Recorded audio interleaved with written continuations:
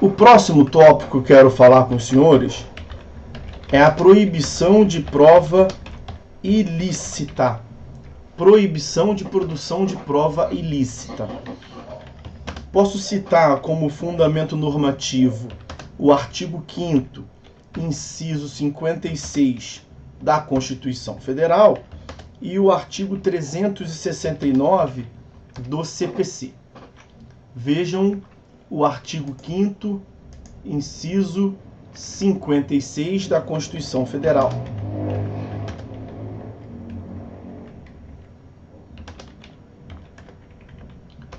São inadmissíveis no processo as provas obtidas por meio ilícitos. O 369 é aquele que nós estudamos inicialmente, né? E aí ele vai dizer que as partes têm o direito de empregar todos os meios legais. Óbvio que não os ilegais, né? Então, ao contrário senso, nós temos ali a vedação às provas ilícitas.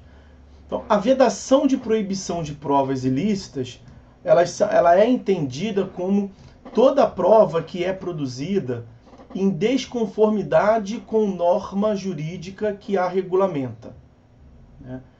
Essa ideia de desconformidade com norma jurídica regulamentadora, ela acaba ampliando a ideia de prova ilícita, porque isso vai nos trazer prova que transborda preceitos constitucionais. Nós temos provas ilícitas processuais, provas ilícitas materiais. Então há uma divisão quanto às chamadas provas ilegítimas e as provas ilícitas, stricto sensu. Tá? Ilegítima é a prova que desrespeita normas de direito processual. Não há uma proibição do direito material, mas a parte desrespeita o modo de produção da prova. Normas de direito processual. O meio de prova, ele é em si adequado ao ordenamento jurídico. Mas a forma como ele foi colhido no caso concreto desrespeita o direito. Por exemplo, a assinatura de um contrato mediante tortura. Assinar um contrato não tem problema nenhum. Você não pode torturar para alcançar a assinatura daquele contrato. Essa é uma prova ilegítima. Prova ilícita, a contrário sensu, ou prova ilícita stricto sensu, né? Que essa divisão já está inserida dentro do tema prova ilícita. Prova ilícita stricto sensu é aquela que desrespeita mesmo normas de direito material. Então é uma norma que proíbe a própria colheita da prova. Nesse caso, a prova em si mesmo, ela é ilegal. A própria prova é vedada. O exemplo clássico é as gravações ou filmagens clandestinas de conversas telefônicas, sem autorização judicial. Clandestina, sem autorização judicial. Ok? Então essa é uma distinção que a doutrina faz. Mas mais importante do que classificar como ilegítima ou ilícita stricto sensu, é determinar o nível de violação no caso concreto. Que é possível que tenha uma prova ilegítima leve, é possível que tenha uma prova ilícita grave, ou o contrário, uma prova ilícita por um detalhe, formalmente, uma prova ilegítima muito séria. Então, é muito mais no caso concreto interessante e influente a intensidade da violação do que esse detalhe de qual é a categoria. Tá? Agora, nós temos algumas teorias a respeito da utilização no processo dessas provas ilícitas. Algumas teorias. Nós temos uma primeira teoria, que é a teoria restritiva ou obstativa, que ela é, vamos assim dizer, mais literal.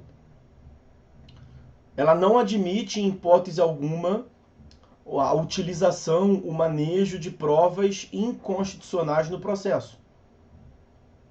Porque não há autorização no sistema ou ressalva na Constituição a sua própria proibição. Então a Constituição não diz que são inadmissíveis no processo as provas obtidas salvo. Então não há ressalva. Então não é para se utilizar. Dessa teoria aqui, que é mais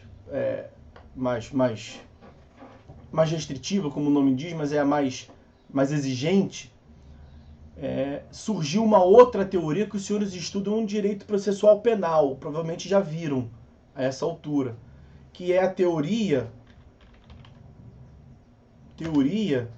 dos frutos da árvore envenenada. Teoria dos frutos da árvore envenenada. Fruits of the Poisonous Tree. Decorre da doutrina norte-americana, que é a prova ilícita por derivação. Prova ilícita por derivação. Então, por conta dessa teoria dos frutos da árvore envenenada, nós teríamos uma ampliação da restrição. A restrição seria maior ainda. Não se permitiria a utilização de uma prova lícita que decorresse, que derivasse de uma outra prova que tivesse sido produzido de modo ilícito lato sensu. Ou ilegítimo ou ilícito stricto sensu.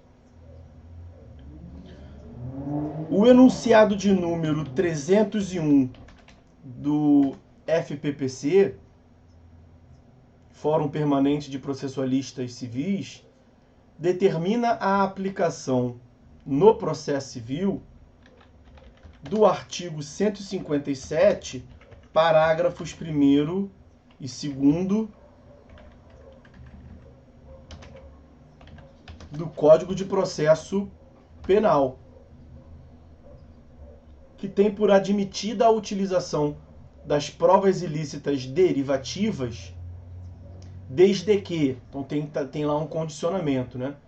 Se não restar evidenciado o nexo de causalidade entre elas, quer dizer, a proibição, a teoria dos frutos envenenados, ela precisa ter o nexo de causalidade entre a prova lícita e a prova ilícita, estritamente comprovado. Se não comprovar o nexo, então você pode utilizar a prova lícita. Ou nas hipóteses nas quais a prova ilícita derivativa ela pudesse ser obtida por uma outra fonte independente.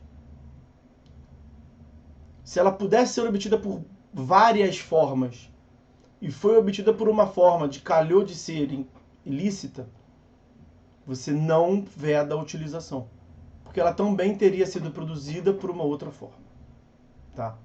Mas aí é uma concepção muito mais lá do direito processual penal que eu não quero aqui me aprofundar, mas o Fórum Permanente de Processualistas Civis traz esse enunciado aí que nos é interessante, e essa teoria dos frutos da árvore envenenada decorre dessa primeira concepção restritiva ou obstativa, que é a mais hard case, vamos assim dizer. Temos uma segunda teoria, que é o extremo oposto, que é a teoria liberal ou permissiva. E aí o nome já indica, né? Essa teoria admite sempre a utilização da prova ilícita ou inconstitucional. Segundo essa teoria, deve prevalecer a descoberta da verdade.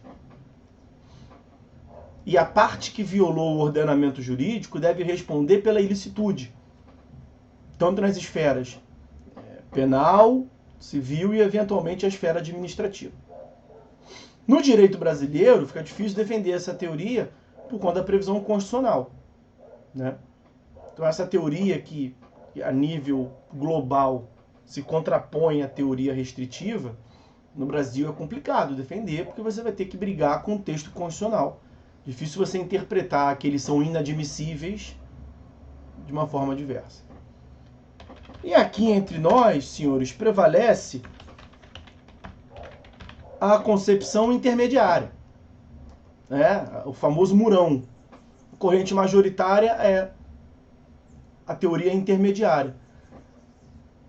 Prevalece o entendimento segundo o qual se deve admitir a utilização das provas inconstitucionais, que pega aqueles dois grupos de legítimas e ilícitas, em algumas circunstâncias.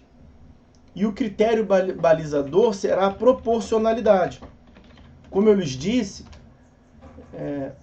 o que define muitas vezes a questão é o grau de restrição, é o nível de violação, e não se é ilegítima ou ilícita, se violou norma de direito material, de direito processual. Às vezes violou por um detalhe, às vezes violou muito. Então, no caso concreto, uma questão de proporcionalidade, o juiz deve verificar se vai utilizar ou não a prova, porque a análise não pode ser meramente formal, né? Não pode ser um descumprimento de uma vírgula, de um detalhe. Claro que não. Então aí você, né, quando o descumprimento é por um filigrana, por um detalhe, aí se dá uma primazia maior para a descoberta da verdade, que é aquela tese liberal permissiva. Tá? E sem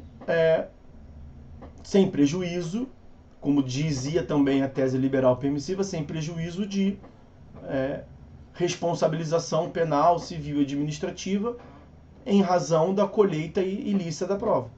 Realmente são duas coisas diferentes. A violação do ordenamento jurídico para a colheita da prova, ela gera uma responsabilidade penal, civil e administrativa do violador. Se vai poder utilizar a prova no processo é uma outra questão, que o juiz vai ver por um critério de proporcionalidade. É essa a concepção que prevalece, ok? Isso que tínhamos para falar sobre a prova.